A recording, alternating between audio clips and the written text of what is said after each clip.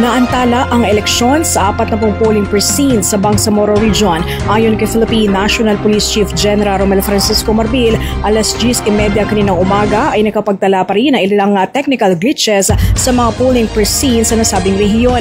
Sinabi pa ni Marbil at dakong alas 12 ng tanghali kanina ay inaasang balik na sa normalang sitwasyon sa naturang mga voting center. Kaugnay niya na itiniyak ni Marbil na mahigpit ang kanilang ginagawang pagbabantay sa iba't ibang mga lugar sa bansa gamit ang mga makabagong drone, body-worn cameras at iba pang recording devices ng pulisya. Sa kabila ng mga napaulat na insidente ng karahasan, iginiit ni Marbil na nanatiling pangkahalatang mapayapa ang eleksyon sa buong bansa.